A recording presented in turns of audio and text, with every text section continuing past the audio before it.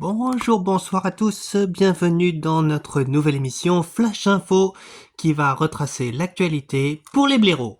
Alors, premier sujet désormais en politique, si je ne me trompe pas, oui, comme ça j'ai bien fait mon boulot. La motion de censure du gouvernement pourrait être votée plus vite que prévu. Car notre cher ami Michel Bernier pense au 49.3 comme s'il était en position de force pour une telle décision. En effet, il a oublié que la présidente du RN était certes potentiellement interdite de mandat selon le jugement qui aura lieu le 31 mars prochain, mais elle n'est pas interdite de lui mettre tout son budget et son gouvernement dans le cul. Bon, mon budget décide qu'il y aura 3 millions d'économies. 3 milliards, pardon. 3 milliards d'économies et ça nous permettra de valider le budget. Il me semble pas que c'est ce qu'on avait dit. Moi, la présidente du RN, je t'avais dit 4 milliards. 3 milliards, qu'est-ce que je peux faire de plus? On a un budget à tenir, hein. Toi, t'as peut-être rien à perdre parce que t'as pas de pouvoir, mais justement, si j'ai pas de pouvoir, moi j'ai rien à perdre à te casser les couilles. C'est le gouvernement qui a trinqué pour moi. Enfin, c'est le pays surtout. Messieurs, dames, enfin. Il est peut-être temps de faire appel à un conciliateur. Je suis l'homme de la situation, ne vous inquiétez pas, nous allons trouver un compromis. Ferme ta gueule, le bras cassé. Tu sers à rien, laisse-nous censurer le gouvernement. Rentre chez toi, avant que je te casse l'autre bras. Ouais, bon, visiblement, la conciliation, c'est pas pour tout de suite. Justice maintenant, l'affaire de la personne, de la pauvre femme malheureusement agressée sexuellement par 20 individus, pour ne pas dire le véritable chef d'accusation. Le parquet a préconisé entre 4 et 20 ans de prison pour les détraqués qui s'en sont pris à la jeune femme, à la femme inconsciente. 4 ans de prison pour avoir violé une femme droguée ? Non mais, sans déconner, comment vous pouvez considérer qu'il s'agit d'une victoire ? Tu te dis femme, jeune fille. Tu te rends pas compte, 4 ans de prison pour avoir violé une femme. Il y a des gens qui prennent 5 ans pour un vol à main armée. Tu te rends compte un peu ? 17 ans, c'est juste pour ceux qui ont fait des circonstances aggravantes. C'est ceux qui récidivent qui prennent 17 ans. Ceux qui c'est la première fois, ils pourront retenter leur chance un peu plus tard, c'est pas grave. Parce que violer une femme après qu'elle ait été droguée, c'est pas une circonstance aggravante, peut-être. Bon, après, en termes de victoire, tout est relatif, hein, mais disons que le parquet a une définition bien à lui de ce que c'est qu'une victoire. International maintenant, le cessez-le-feu a été prononcé par rapport au conflit qui oppose le Liban à l'Israël, un effort que Joe Biden se dit prêt à aller dans le sens de renforcer ce cessez-le-feu pour essayer d'en obtenir plus. Il a d'ailleurs rencontré divers acteurs de la région pour essayer de maintenir cela le plus longtemps possible. Bon les gars, maintenant qu'il y a un cessez-le-feu décidé par notre président, je crois que c'est le moment pour nous de faire le ménage. Alors on fait pas les cons, ok ? Vous faites bien attention, vous ne tirez qu'en cas de dernier recours. Juste si nous, les Américains, on est emmerdés, ok ? C'est juste pour ça. Mais bien sûr, je rigole, hein.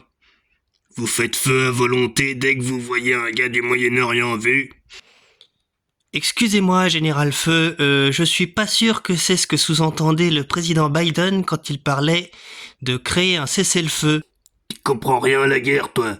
En fait, il a demandé un cessez-le-feu, c'est pour que nous on ait les mains libres. Comme ça, eux, ils sont pas armés, nous on peut les bombarder tranquille. Le cessez-le-feu, il va durer comme ça. Meilleur moyen pour qu'ils se battent plus pour un territoire, c'est de raser le territoire. T'inquiète pas, je vais te faire ça vite fait. Chef, et si on touche des civils pendant l'opération ? Oh, ouais, t'inquiète, hein. Si tu te loupes, si tu touches pas que des soldats, y aura pas mort d'homme, hein. Bon, allez, au boulot, les gars. On va s'assurer que le cessez-le-feu, il se tienne un maximum de temps dans ce pays. Cette zone à la con. Pas sûr que le général Dragon de Feu soit le meilleur atout pour que le cessez-le-feu soit bénéfique. Culture maintenant, selon la LDH des mots du dictionnaire français, poserait problème, serait considéré comme ayant un sens trop archaïque et il faudrait désormais changer les définitions. C'est notamment le cas des mots comme hétérosexualité par exemple. Le terme est en effet décrit comme une relation naturelle entre hommes et femmes, entre sexes opposés, sous-entendant éventuellement, selon la LDH, que l'homosexualité ne serait sous-entendu pas naturelle selon le dictionnaire. Je suis avec l'un de leurs représentants. Dites-moi, monsieur Phoenix, est-ce que vous pensez cela réellement ou est-ce que vous avez complètement oublié que l'homosexualité était également définie dans le dictionnaire comme une relation entre individus du même sexe? Une attirance définie d'ailleurs comme une attirance entre deux individus du même sexe, autrement dit, il n'est pas dit que l'homosexualité n'est pas naturelle dans la définition, ni dans le terme hétéro, ni dans le terme homosexuel. Je ne comprends pas vraiment votre problème. Le problème, justement, jeune fille, c'est qu'il y a le terme naturel. En effet, il faut savoir qu'il y a de nombreuses espèces qui peuvent être homosexuelles naturellement. Les bonobos, les pingouins, les choses comme ça. Ce sont des animaux qui peuvent être naturellement homosexuels. Alors dire que l'hétérosexualité est naturelle sans indiquer que l'homosexualité peut l'être aussi, cela introduit une notion assez homophobe des choses finalement, voyez-vous ? Ben non, je vois pas et je suis pas vraiment la seule en fait. Donc est-ce que le problème vient pas de votre interprétation plutôt ? Le problème est justement qu'il y ait matière à interprétation. Une définition ne doit pas être matière à interprétation. Je vais prendre un autre exemple pour que vous compreniez mieux. Le terme femme pose également problème selon le dictionnaire, car il définit une femme comme un être ayant les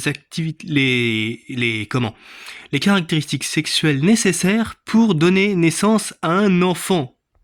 Une définition qui pourrait laisser supposer qu'une femme ménopausée ou stérile finalement ne serait plus une femme, en fait. Pourquoi ? Enfin, c'est évident. Stérile ou pas, une femme aura toujours les caractéristiques sexuelles qui lui permettent de donner naissance à un enfant, juste qu'ils ne seront plus actifs. Et c'est sans compter les autres termes qui, comment pourrait-on dire, traitent des sujets de société tels le racisme de manière assez par-dessus la jambe, pourrait-on dire. Et c'est pour toutes ces raisons que nous nous indignons. Ce n'est pas normal que des mots véhiculent ainsi une vision aussi archaïque de la société.